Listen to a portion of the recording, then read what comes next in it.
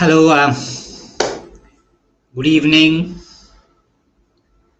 and welcome to yet another week of Ask Me Anything. So this week we have, got a new topic where where we look at contradictions of exercises. Exercise is something which we have to do on a regular basis to stay healthy. But there are certain things which Acharya has told, conditions of a certain people who need not do exercises. Okay, so we'll go through that also. First, initially we'll see what exercise means and who all have to do exercise and what are the benefits of exercise, and then we'll come to the contradictions of exercise. So let's start. Okay, so these sessions happen every Tuesday at 9 p.m. on my YouTube channel, 9 p.m. IST Indian Standard Time on my YouTube channel. Okay, so I talk about a topic and then it is open to questions. So you can ask me questions related to the topic plus other questions also, and I'll try to answer those. Okay, so contradictions in exercises is today's topic. So in Ayurveda, exercise is called Vyayama. Okay, it is explained in the Ashtanga Hridaya, second chapter, Sutrasthana, in the Dinacharya chapter.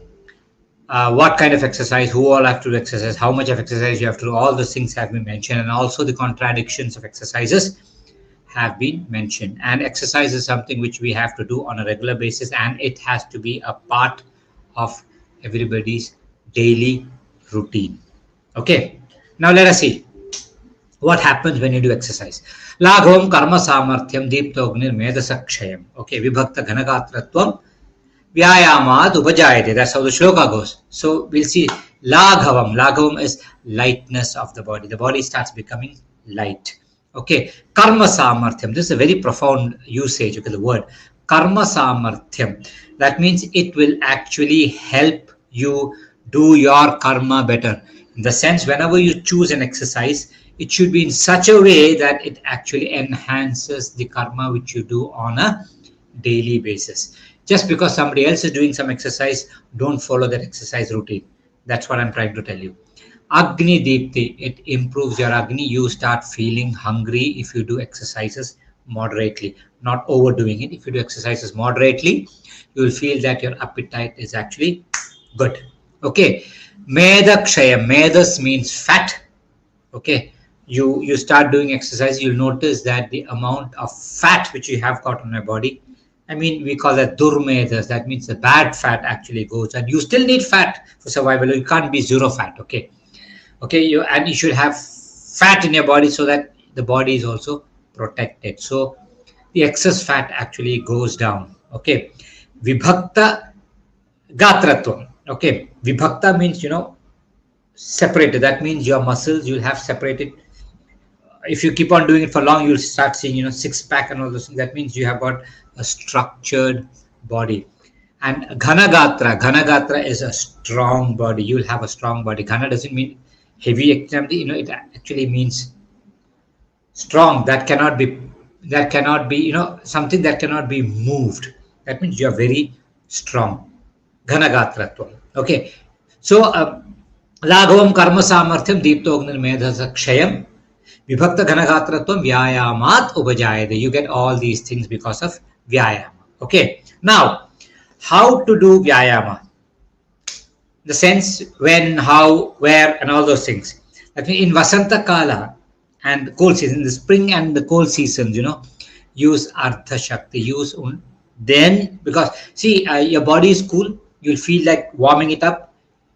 In spite of the weather being cool and you having the strength, still use only half your strength. Ardha Shaktya Nishevastu. Okay, use only half your strength to do exercises. And what?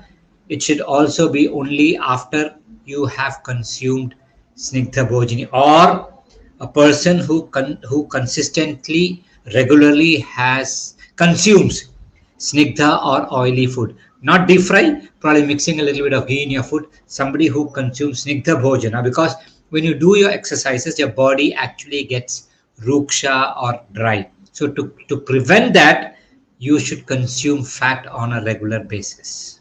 Okay. So nowadays what people do is people completely avoid fat and they go on a fat-free diet and they overdo the exercises. Both have to be avoided. You have to use only half your strength, and you should be somebody who is consuming fats. Okay. And then after you have done your exercise, you'll sweat a little bit, you'll feel slightly stiff, all those things. So you can do a little bit of cooling down and rubbing your body and moving all your joints, so that you have to do it even before you exercise. So that means you warm up and also cooling down has to be done. Got it, right? Now we come to the contradictions. Okay. When you do exercise, what happens is heat gets generated, and initially what happens is heat gets generated in the body. Okay. And if you keep on doing for a longer period of time, or if you over exercise, you'll notice that your body gets denourished. So a condition where you have got more of vata, denourishment, and where you have got too much of pitta, agni, such people who are suffering from those such diseases, you have to avoid doing exercises. So if you have got a vata and a pitta roga, you are not supposed to do exercises. Okay. Kids and elderly people, that means old people and kids, need not do exercise. Okay. So let me talk about a little bit. Kids need not do exercise because I remember my childhood. I never used to sit in a place. I used to run around, jump over, compound walls, climb all the trees, jump into the pond, jump into the river, and by the time evening, exhausted. Okay, so I need not as a kid indulge in extra exercise. Same thing with elderly people also. You have come to vata stage, and you are by and large your body is denourished, so you don't have to indulge in excess activity. But if you whatever activities you do throughout the day, in those days, okay, I mean 500,000 years back, people had to walk or go around. Every activity used to be physical activity, even elderly people. So you do that on a regular basis, so you don't have to do extra exercise. But times have changed. Kids don't run around. Kids are also extremely sedentary. Elderly people are also sedentary. So I would say it's always good that kids and elderly people also do a little bit of exercise to stay healthy. Okay. And a person who has got indigestion has to avoid exercise. So that is very important. Okay. Vata Pittamayi. Okay. Bala Vriddha Ajirnibhihi. If a person has got ajirna or indigestion, you should avoid doing exercise. Okay. If you notice, in the previous slide, we said exercise will improve your agni. It will improve your appetite, but it will not increase your digestive capacity. Both are two different. It's an appetizer, but not digestive. So when you have got indigestion, you should stay silent, wait for that indigestion to go down before you start doing exercises. So if you have had a full meal, if you slowly start doing a little bit of exercise, you should not overdo it. A little bit of walking here and there, it will help the food what you eat settle a little bit, and you will feel better. But don't indulge in severe exercise after a meal. Okay. So if you do over exercise, what is going to happen? Okay. It will lead to excessive thirst. Okay. You will feel emaciated. That means you will start losing weight. You will get denourished. Because you are denourished, you will suddenly when you get up, you will feel the giddiness. Okay. You will have breathing issues. When you're overdoing exercises, it will also lead to cough, fever, and extreme conditions. It can also lead to vomiting. You have noticed that people who overexert get dehydrated and they start throwing up. Okay, even when they drink water, they keep on throwing up. That is extreme dehydration has come in. Okay, so these are the contraindications, and if you do over exercise, what all things can happen. Okay, now you can start asking your questions.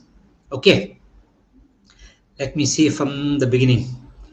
Hello world. How many droppings of stool would we discharge? Oh my God. Okay.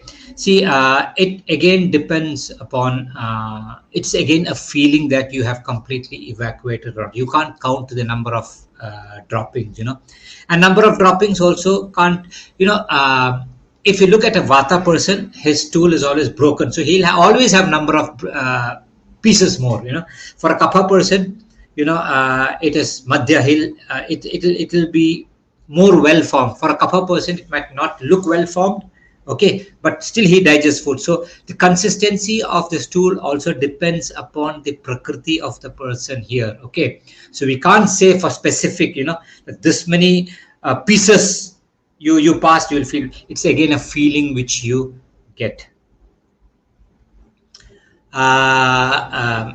Cheese which is actually natural is okay if you consume on a daily basis. A little bit probably might not be good to consume on a daily basis, but if you are somebody who takes that cheese on a regular basis, I would say it's always good for you to do a lot of exercise and see that you burn that thing up. Otherwise, that cheese will slowly start getting accumulated and you will have a lot of fat getting deposited everywhere. It can lead to other issues also.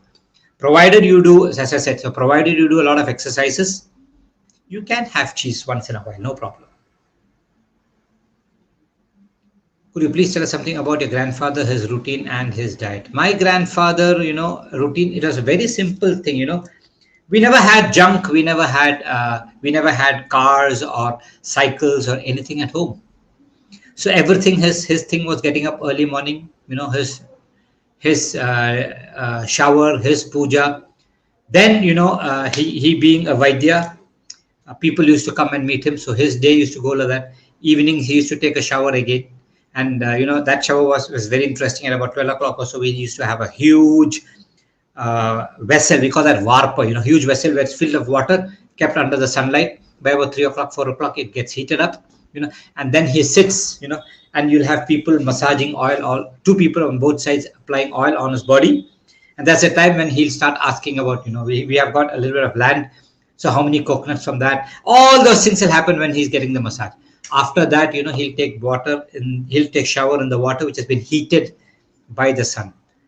I used to, now looking back, I envy his lifestyle, and he used to eat only very little and he used to sleep by 8 o'clock. Okay. In general, his lifestyle, and he lived till 96, extremely healthy, just passed away like that. Okay. Hi, Gary. Sorry to be off topic. Using a blender to separate the takra from butter. Okay. I understand that when you use the blender, it slightly heats the liquid up. Okay. But the one which we use where, the mortar, because what happens is, if you're using the one which comes from the top and the mortar is outside the liquid, it does not heat the liquid too much. But if it is in a bowl and that blender machine hits it hard, the heat from the mortar also gets into the takra. I don't see, it is actually better than a lot of other ways of extracting butter out of curd. I would say, if you feel it is overheating, stop it a little bit and again start it on and off. But it's actually, I think it's a choice. I think it's okay, Gary. Go ahead and do it. Okay, no problem. Does exercise increase body heat?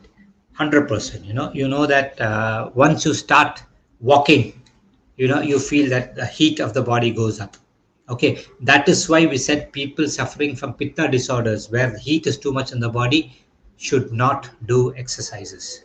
Okay, heat, that metabolism goes up, your agni goes up, it generates a lot of heat. That is the first thing that happens in the body. And then if you overdo it or do it for a longer period of time, your vata also starts going up. So heat is generated. So people normally, we ask this question while consulting, and people say, I've got morning stiffness. Okay, and the moment they start walking a little bit, they feel they are much better. That is because of the movement and the heat that is getting generated. So the stiffness is basically because of kapha. Okay, you are sthira or stagnant throughout the night, still throughout the night. So accumulation of kapha has happened. The moment you get up and start giving that movement, The heat and the movement actually dissipates the kapha from there, and you feel better. The moment again you take rest, you feel it's coming back. Okay, so yes, it will generate heat, and that helps you, but never overdo it.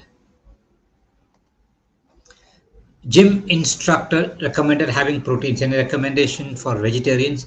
Gym instructor, it depends upon Suma. Okay, it again depends upon what do you want to do and what do you aspire to achieve by going into a gym.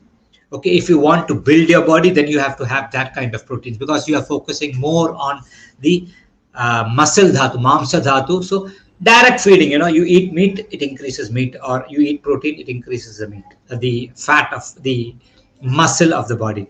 But in my opinion, I don't think you have to take so much of protein. They say one gram to 1 kilogram. I say that my parents or my grandparents or all uncles who have been the previous generation have consumed so much of protein. They haven't, and by and large they have lived a fulfilling life. They were healthy.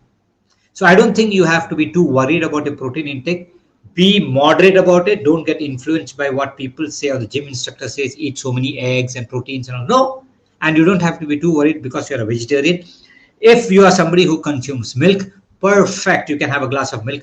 So we have stopped all those things, and then we are searching for protein from some other sources. I would say drinking that milk, having your dal, once in a while, having a little bit of paneer and all those things are more than enough. But you don't have to be over paranoid about that protein. Okay, body knows what to take.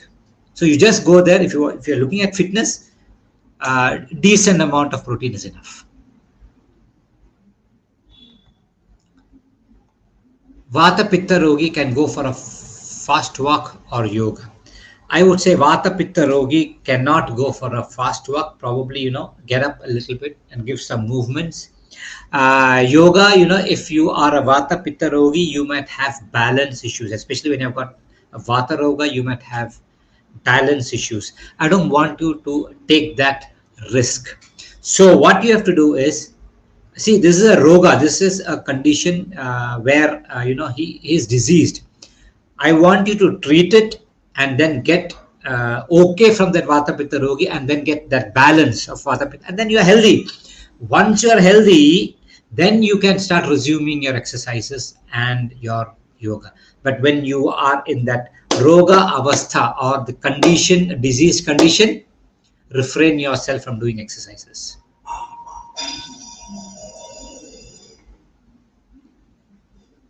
Gauri, I'll come to your question next because I see that. Okay.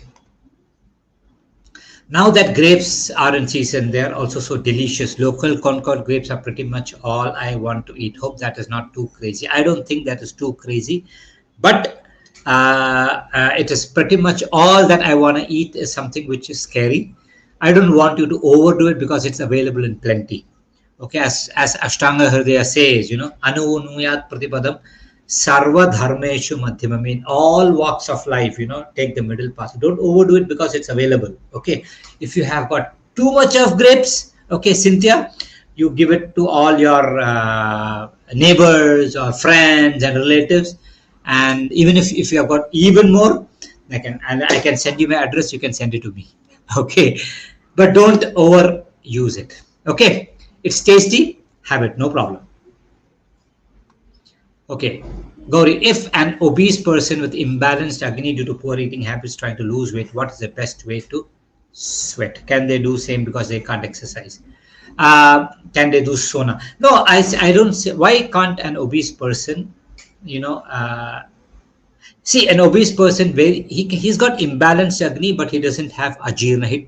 He need not have what you call indigestion. Okay, imbalanced Agni is different from having indigestion. Indigestion can be you eat something, your stomach is full, and you feel that that gulu sound in your thing, and you're having like passing motions or too much of gas. You have to avoid your exercises. But imbalanced Agni, you might feel hungry sometimes, you might not feel hungry sometimes. It takes a little bit more time to digest. All those things are fine. Such a person, he has to do exercise. That's what he Medasaksham, for his Medas to go down, he can indulge in exercise, and the food he eats also should be such that it does not increase his weight. So food, ahara, vihara, and aushadha. So his food, his lifestyle, and the medicines which he take should actually help him. And the treatments, aushadha, udvartana. There are a lot of other treatments also. Udvartanam, kabaharam, medasa pravalan. Udvartanam is basically massage, dry massage with powder. It is, there's no miracle happening there. With physical force, you are actually breaking the fat which is deposited, and when you couple it with exercises, you will lose weight. So there are a lot of things which we can do. Okay, he can do exercises, no problem, as long as he doesn't have indigestion. Sona also will help.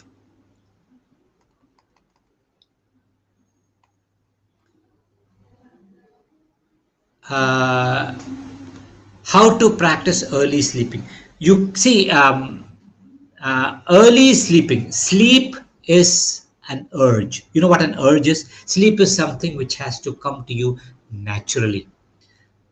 Okay, and that is something, when it comes to you naturally, you should not stop it. That's why we call Vega, and there are 13 Vegas explained by Ashtanga Hridaya. Okay, and one among them is Nidra. So you can't force sleep. So if you want to sleep at 8 o'clock, you start going to bed at 8 o'clock, you will not get your sleep. But I would say, for you to start, if you're somebody who sleeps at 12 and gets up at 8 in the morning, I want you to slowly bring it down. Maybe it can take a month or so. Slowly, from 8 o'clock, make it 7:30, then make it 7, then 6:30. Slowly start bringing it to 6 o'clock. Okay. Then you will notice that the time of sleep that you're going to bed at 12 will slowly start coming to might be 11 or 10 or 10:30. You cannot go to bed early. You can only cut the sleep from the end, because that's in your control. You cut it, and then this will start increasing. That's the way you do it. Oh yes, I think by about 75 or so, when he was 75 or so, we got electric connection in a house. So I was somewhere around 15 years when we got electric connection in a house. Maybe 10-12 years when we got electric connection. So we never had current. So till that we never had electric current, and after that also he was not a big fan of electric current. He never used to have it too much. Even though we had fan facilities.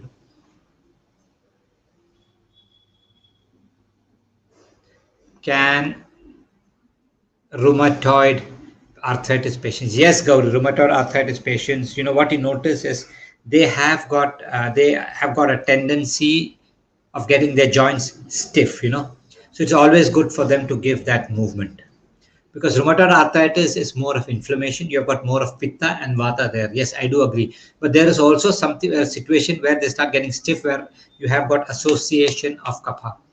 You have to do that movement. And if the person is able to do a little bit of stretching and walking movements and all those things, patient has to do. He cannot do vigorous exercises. Okay. But if you notice, as I was telling, in those days, even if you are suffering with rheumatoid arthritis, you have to walk for whatever you have to do, right? So that was more than enough. Now people don't walk. They either, sit in a car, or they sit in the back of a motorbike, or they ride a motorbike. They don't walk at all. So that minimum walking has to be there, whoever it is. It was mentioned exercise after Snigdha Bhojan. Is it okay to eat something and exercise after 10 to 15 minutes? I don't. So Snigdha Bhojani is what is said. It is not after exercising, after Snigdha Bhojana. Okay. If that is the way I have put it and that's the way you've understood, I'm sorry. That's a mistake. A person who does exercise should be a person who consistently or regularly has Snigdha Bhojana. Aditya, it's not that you have Snigdha Bhojan and go and exercise. No, that doesn't mean. But you can probably drink a glass of milk, which is against Snigdha. Okay, because you take butter out of it, right? It's got ghee, it's got butter. It is oily. You can have that, which is not very guru, so that you go and do exercise. So you can have that glass of milk, might be a half a piece of banana or something, and then by the time you reach the gym, it's of half an hour. You have that little bit of energy for you to do that exercise. But don't overeat and go and do exercise. But somebody who does exercise should have the habit of having Snigdha Bhojana. Okay.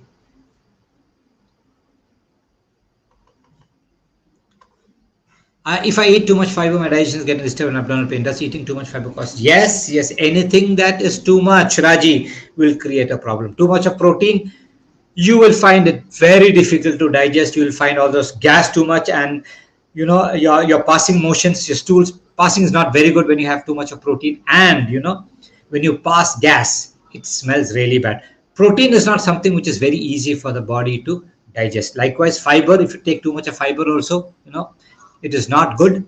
Everything should be in moderation. Okay.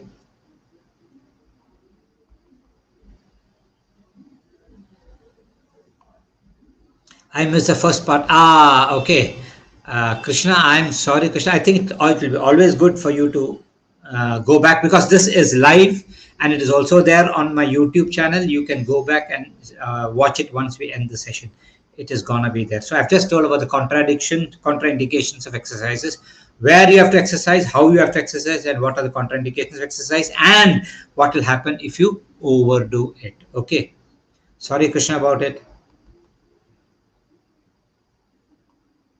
I think you are more obsessed about my grandfather, and I would say that you might not be. Even I'm not able to follow most of the things which he followed, you know, because he used to dim the light at 6 o'clock. He said no light after 6 o'clock, and the place where he used to sit, his room, they have a very dim light. Why? Because he says night I don't need light.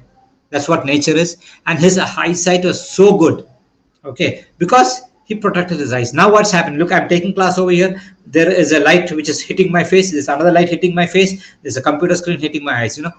I am telling you, you cannot follow what my grandfather followed. Those were the days.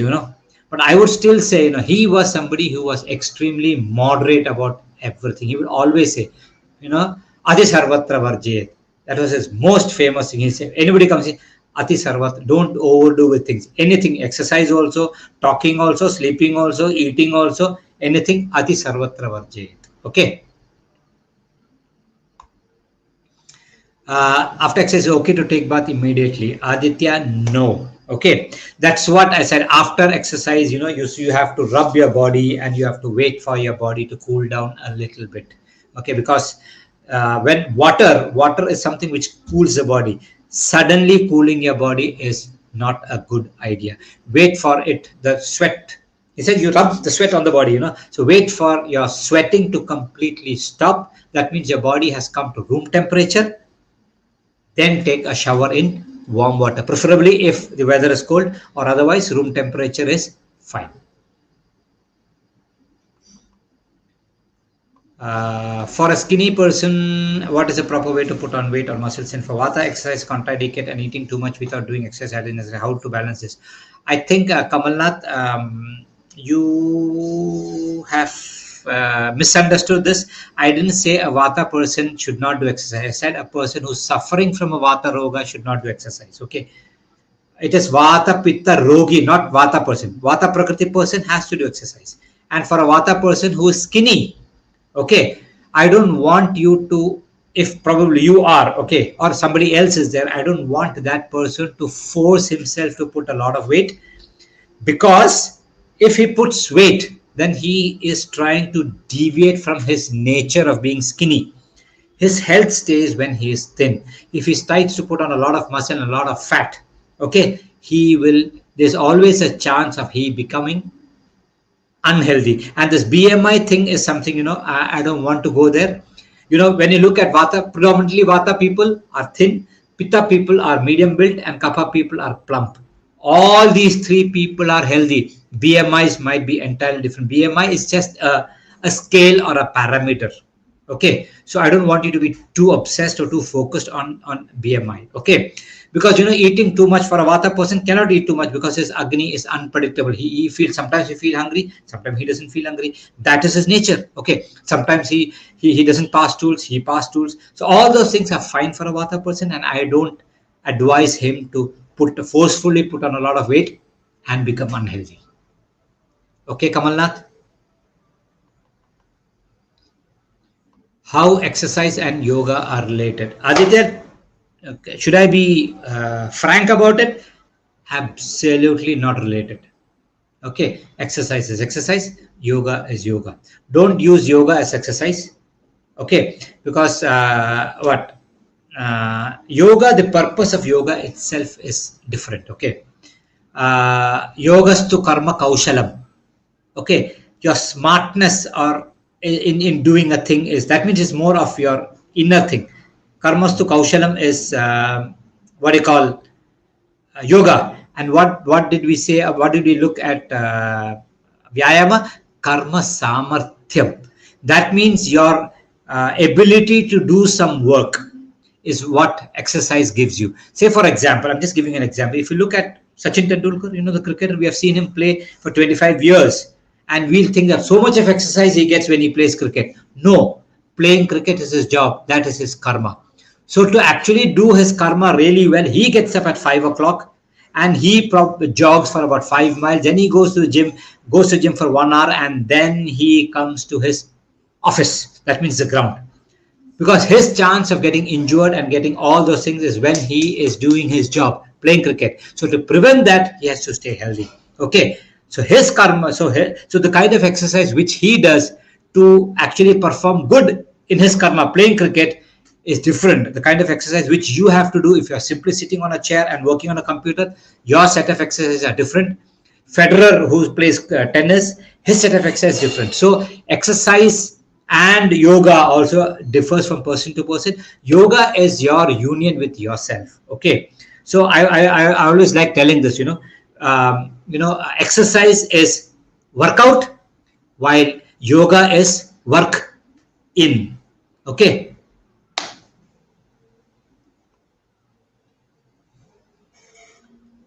I don't know. Okay, it depends from person to person. Okay, if an individual takes Vajikana medicine, I don't know. It depends from person to person. Can an obese do Abhyanga with Sarshapad? You mean mustard oil, or only dry Urdhvartana, basin or Triphala powder? Okay. Udvartana is basic, you have got Udvartana and you have got Udgharshana also. Okay. Utsadhana also is there. So Udvartana has been divided into three as per Sushruta. Utsadhana, Udvartana, Udgharshana. Utsadhana is, you mix the powder, whichever you want to use. Normally, Triphala Churnam and all you can use. Okay. Most popular thing is Kola Kulathadi Churnam, which is available in the market. Kola Kulathadi Churnam. We mix that with water or sometimes with Dhanyamala, and we do that. Okay, rubbing it. But the rubbing, Udvartana, when you do the rubbing, it is against the growth of the hair. Pratiloma. Okay, then Udvartana is, it becomes slightly harder. Udgharshana is even more hard, where the powder is extremely dry. Okay, and the powder is also slightly coarse. That can slightly pain yourself, because you're breaking the fat with a lot of force. So you can do basically powder massage in different ways. Okay, so obese can also do Abhyanga. That's not a problem. But I would say that Udvartana would be more effective than doing Abhyanga.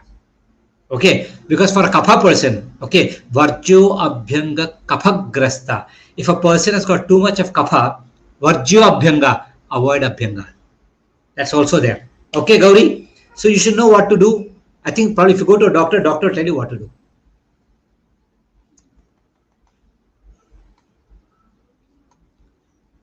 Is it safe to eat khichdi every day for dinner? If that's what you like, you can go ahead, but don't overdo it. Okay. And if you're eating the same thing, if you're fine with it, it's okay. But I would also say afternoons and all, you also pick up some other vegetables or some other things also to eat. Just khichdi might, if you start eating khichdi at night, it's fine, it stays light in your tummy, you'll sleep really well. But when you, in the afternoons and other days, see that you also consume a lot of other things also, vegetables and things. Raji Selva, if intestines have difficulty in digesting food, will it increase body heat? How can we decrease body heat immediately? No, if there is difficulty in digesting food, can be due to many reasons. Okay, if your digestive capacity is extremely low, then you will have difficulty in digesting food. And the other thing, if for us we call that the Agni. If the Agni is displaced, or Agni gets diluted, then we start getting the acidity. Okay, Agni, which is supposed to be here, is coming up here, or going down when you pass motions. Also, you feel the heat. Okay, so when the Agni is displaced, is what we normally start getting the heat in the body, not when your digestive capacity is low. Okay, Raji Silva. So in such conditions, I would say getting that pitta out of the system which has been displaced is the treatment. If the burning sensation is coming upwards, then I would say it's always good for you to do something so that you throw it out. If the burning sensation is going downwards, then it's always good for you to do something so that you pass loose motions and get the pitta out of the system. And once that is taken out of the system, you have to be very careful. Don't go and eat a biryani or something like that. You have to slowly and step by step build the Agni back. Okay, there's an order in which you do manda, peya, vilepi, and all those things. First start with kanji water, then add a little bit of rice, and then soups and things. There's a way in which you get the Agni back, and so that it becomes steady. The moment you get that pitta out of the system, you'll feel relieved. You'll think, you are fine. The moment you put food into it, heavy food, you again get the problem. So following it up with the right kind of pathya is important. If eating too much fiber causes a digestive problem, in that case, what is the most digestible for how many portions of protein, fiber, and carbs in a plate? I don't know, Raji. Okay, I don't talk about proteins, I don't talk about fiber, I don't talk about carbs. Okay, for me, food is food. Food is not something which has to be measured, in grams and all those things. Food is something which has to, when you say food is something which is pathya means which is good for me. Pathya means patho anava, that's the thing which I have to follow. That is pathya. So patha means the route. The route or the path which I have to take is pathya. And what is pathya? Pathyam manasa priyam. Pathyam is something which I should feel good when I'm doing it. And I personally will not feel good when I measure this much grams of protein, this much grams of carbs. No, I would say I would probably stick to something which is traditional, where yes, there is a little bit of carbs, there is a little bit of sabji, there I put a little bit of ghee, and I have it. And I trust that my body, being a part of nature, will take what it needs. I hope I'm putting it very clear. That is my opinion, and that's what Ayurveda also talks about. Okay, these things will keep on changing. Okay, now they say 1 gram protein, some people say 1.2 grams of your body weight. People say about 2 grams also. Nobody is very sure about it. It's a huge market out there selling proteins. I don't want to fall into that trap. Okay, Raji Silva. I am a pitta vata. Lately, I feel constipated. Only after I have avipatti churna alternative, I feel better. How to improve digestion? It could also be the season. When it rainy season has just come, or you're still going through it, or you might be just past it. That's a time where the vata actually goes up, and there is always a chance of the pitta also not doing really well. Okay, because pitta chaya happens. Okay, so you have got a chance of getting constipated, and you will get better once the season passes. Avipatti churna basically gets the pitta out of the system, and vata anuloma also happens. I understand, that's good. But if you have to improve your digestion, you have to see what you're eating. You should not give overload to your Agni. Plus, you should add a little bit of ghee into your system. Adding that little bit of ghee into your food will keep the fire, burning. Ashtachurna would be actually a good choice for you to mix in the rice and have it. First, take 1 teaspoon, mix it with your afternoon lunch. The first thing, add ghee and eat that, and then finish your lunch. I think that would actually increase the quality of your Agni. Does Vata Pitta body have less digestive fire? Is it no?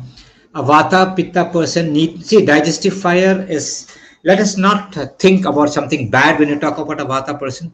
For a Vata person, Tair Bhaved Vishamas Tikshno Mantas Chagne Same Sama. Taihi means for Vata Pitta Kapha, Bhaved Vishama. For a Vata person, it's Vishama Agni. What do you mean Vishama Agni? Vishama Agni means unpredictable. Sometimes he's hungry, sometimes he's not hungry at all. That is not a problem. That is not a disease. It is his prakriti. Okay, Terhu Vishama, Tikshna. Tikshna is sharp and good. That is what a pitta person. He can eat and he can digest. Okay, Terhu Vishama Tikshna. Manda. Manda is what? Mandagni is for a person. Generally, for a kapha person, it takes a little bit more time for him to digest food. These are physiological things and these are normal. Okay, so Vata Pitta body type need not have a less digestive fire. Okay, if you say it takes time to digest, yes, a Kapha person it will take too much of time, but a Pitta person will digest like that. Vata, unpredictable.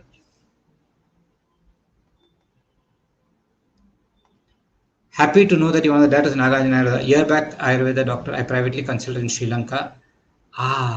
Okay. Yeah, it's all his grace, it's our family company, Nagarjuna Ayurveda. Okay, we have been there for more than four decades now. So yeah, happy to know that you got our medicines from Sri Lanka also. Okay, thank you, Kamalnath.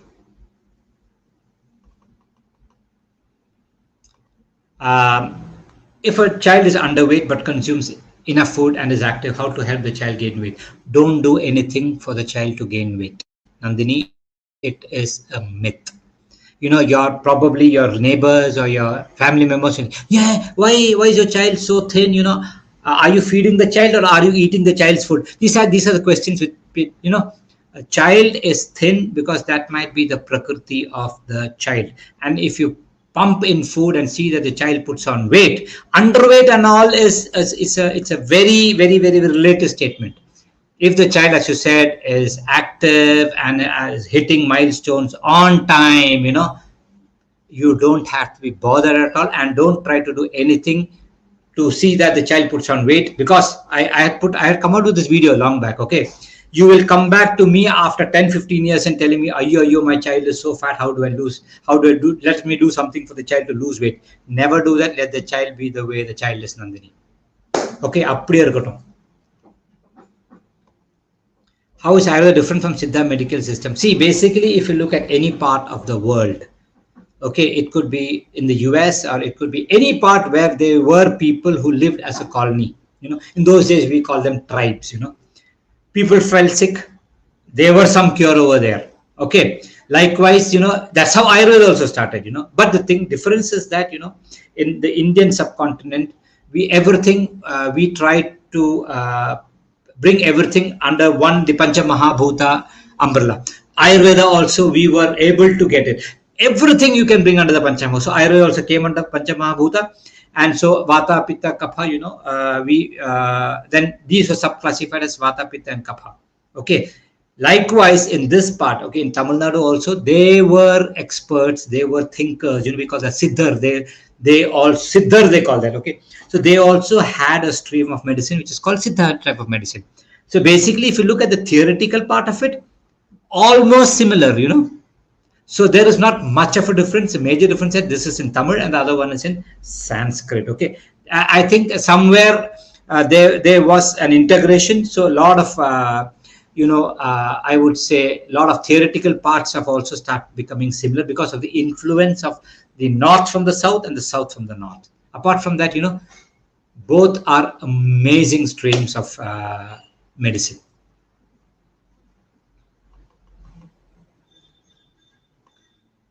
Did you mean Hingu Ashtaka Churna when you said Ashtachurna? Absolutely right, Gauri. Okay. Hingu Ashtaka Churna is what you see when you buy medicines from the north. You see Hingu Ashtaka. When you buy the same medicines from south, you see they are named mostly Ashtachurna. Okay, both are same.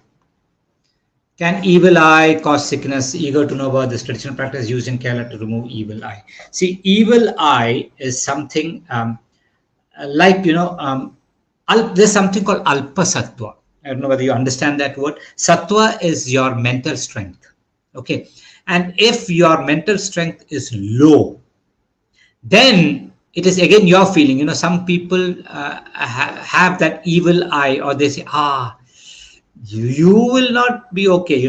So what happens is, if your Sattva is low, okay, what they say and what they try to influence you actually happens to you.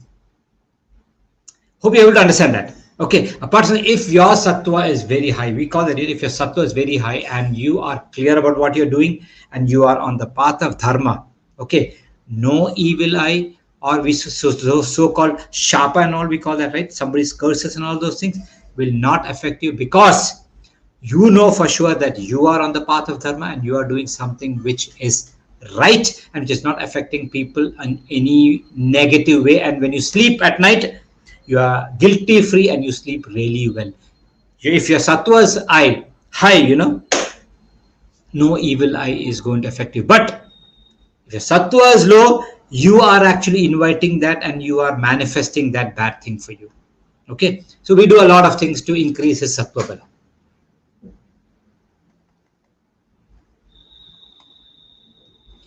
Nagarjuna medicines are available globally, yes, UK, US, but I don't think we don't directly export them, but there are a lot of channels, through which you can procure medicines in UK and in the US. Okay. Do you have Ayurveda retreat? How many days it takes to change the body healthy in Ayurveda? We don't have an Ayurveda retreat center.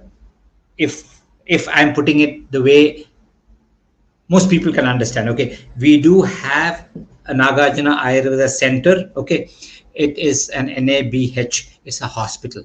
Okay, it is not a retreat or a spa kind of resort kind of thing where people come, enjoy and go. No, we are into serious Ayurveda, so it's a hospital. So people come from different parts of the world. They come stay in a hospital. It depends how many days. It depends upon the amount of deviation that has happened in your body balance. Okay, it can be a minimum of 14 days to might be 28 days, and that also we don't mostly ask people to stay beyond 28 days, even if we are not able to bring it into complete balance. We tell them your body gets used to what we are doing, and anyway you have to go out. So you go out, come back after 6 months. Might be at that time, might be 14 days, might be enough. And a couple of visits, might be once a year for 3 years or 4 years or 5 years, you become healthy. So it takes time, because whatever ill health has come to you also did not happen overnight. It was cumulative, it built. So you have to give us time also to, it's not that, I go there, I come back a new person. It doesn't happen if your vichara doesn't change. Ahara, vihara, vichara doesn't change. Your thought process and your attitude towards life has to change. Okay, Raji Selva. So we do have a hospital. It's called Nagarjuna Ayurveda Center. It's not a huge hospital. It's just a 60 bedded, not a big one, not a small one. It's by the river in a place called Kaladi, Adi Shankara's birthplace. It's a nice place by the river. A lot of healing happens there. We call that a Punya Bhumi because of Adi Shankaracharya's. We believe that his energy is still there. Okay.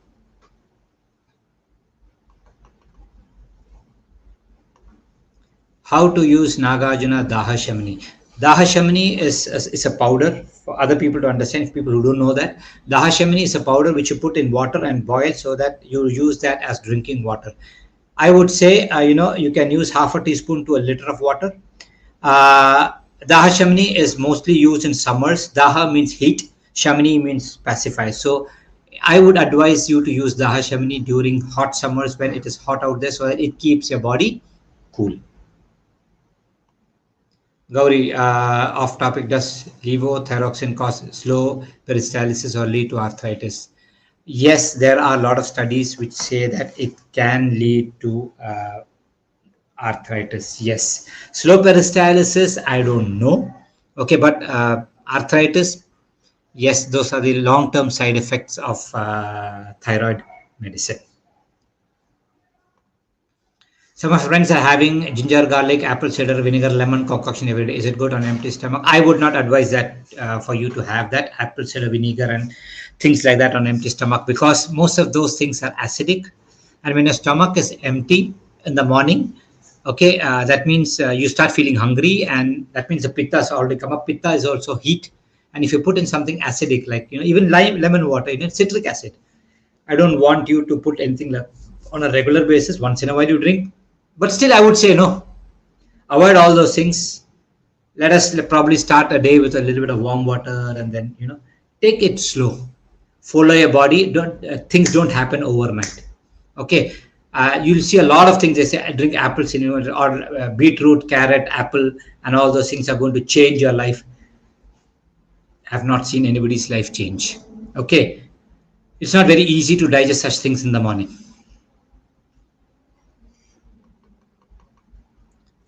My mom is underweight, 49 kilograms, height is 5 feet, but healthy. Is something to be concerned about. She's 65 years old. Suma, your mom, if you say she's healthy, that means she's healthy. As simple as that. If you look at 5 feet, 5 feet is only about 150 centimeters. Okay. And 150 centimeters, 49 kilograms is actually good weight. Okay. Because somebody was talking about BMI here. Okay. Kamalnath. Okay. So BMI, if you look at, see, we doctors, we have got a rough calculation. Take your height, okay, in centimeters, minus 100. So suppose you're 170 centimeters, minus 170. You should be somewhere around 70 kilograms. So your mom is 150 centimeters. She's around 50 kilograms. She is extremely okay as far as height and weight goes. Okay, nothing to be concerned about. If she's got some other issues like diabetes or BP or things, probably those have to be taken care. Otherwise, in my opinion, she's healthy. What about your idea on lectins? I don't know what you mean by lectins. Okay, if you can explain that, it will be good. I'm sorry, I didn't understand that, lectins. Okay. So, I think Hello World was asking one tip about my grandfather. This is one thing which my grandfather always said. If you don't know something, say you don't know. Okay. So my father, in that case, my father's height is 170 centimeters, 160%, but he's only 60 kilograms. That's fine. Okay. So he might be somebody who is Vata Prakriti and healthy. That's why I said, don't think about too many things. Okay. Yeah, Kamalnath, the same here. Okay, you don't have to be too worried. These are all values. Okay, but this does not. These don't put us to any Prakriti anywhere, right? So 178 centimeters. That means you're close to about 5'8", 5'9". Okay, might be 5'10". Okay, and your weight is 55 kilograms. That means you are thin. If you're healthy, you're healthy. Okay. Priya, what topic are you planning for next Tuesday? Absolutely no idea. Okay, because a lot of things are happening right now. Because yes, today morning, if I don't know how many of you have attended, today morning at 4:30 a.m. I had a talk in a seminar in New York, NYAYA, Nyaya, they call it New York Ayurveda and Yoga Association. So since I'm going to US next month, lot of things are happening, lot of seminars, lot of talks are happening, So I'm not in the right frame of mind to think what topic should come next week, but definitely we'll have a session. Some topic will be there. Okay. Even if we don't have a topic, I will be there to answer your questions, but some topic is definitely going to be there. Okay.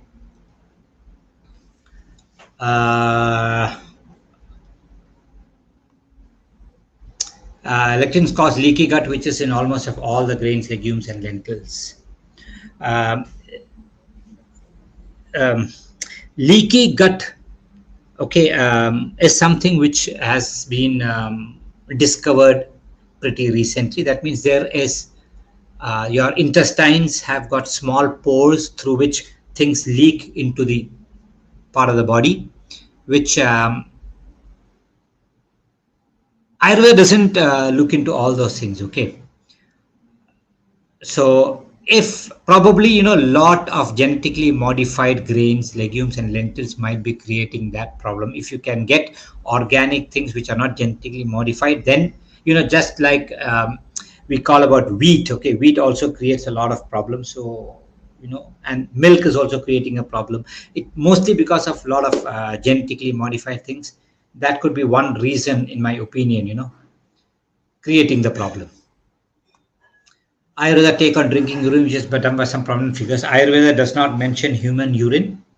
Okay, in the Ashta Mutra, human urine is not mentioned. So drinking one's own urine is out of Ayurvedic's perspective. But Gomutra and all those things, yes. And Panchagavya and all those things we do add gomutra. Certain medicines do contain goat's urine and all those things. They are extremely healthy. But drinking urine as such, yes, in Prameha Chikitsa, if you look at the treatment of diabetes, initial stages of diabetes, for a person who doesn't have, they say, who doesn't have too much of money, he's telling him to go graze the cows and sheep, okay, and drink the urine of the cow, okay. So when you look at, it is extremely ruksha, and it decreases the kapha to a large extent. So it is because of the guna of the urine, not that urine specific what you call property to reduce your blood sugar. No, the guna of the urine is such that it's ushna tikshna. It will reduce the kapha, and you're walking the whole day behind the cow, and all those things will help your sugar levels go down. Apart from that, drinking human urine has not been mentioned, as far as my knowledge goes, not mentioned. Okay. Okay, off topic. Dhanvantari temple, which I visited yesterday, that was okay. It's a small town near our Karadi hospital. It's called Totua. Okay, Toda means a small stream. It is believed that the Dhanvantari's idol was found in that Toda. Toda means a small stream. Okay, and that's why the temple has come close to it. So you go there, you take a dip in that stream, and then do darshan of the Dhanvantari temple. And Dhanvantari temple, as all of us know, right, Dhanvantari is the god whom we worship as the god of health. So apart from that, we have got a few Dhanvantari temples in Kerala. One is Totua, and the other one is Nilluvai, that is down up north. So there are a few Dhanvantari temples, and I would say once in a while, if you can find time, visiting a Dhanvantari temple is good.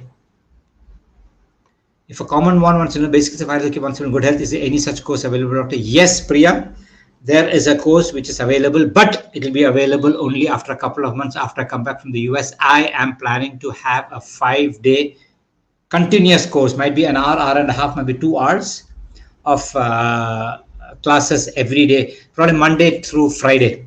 Okay, Monday, Tuesday, Wednesday, Thursday, Friday, might be 6 p.m. to 8 p.m. is what I have got in my mind. I want to actually cover the basics of Ayurveda, and then probably in due course get into deeper subjects. So you can be the first person to sign up. Okay, Priya. Okay.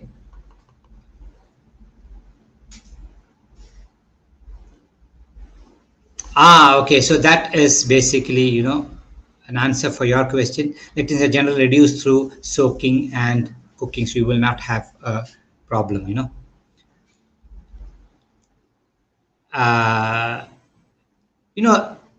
leaky gut.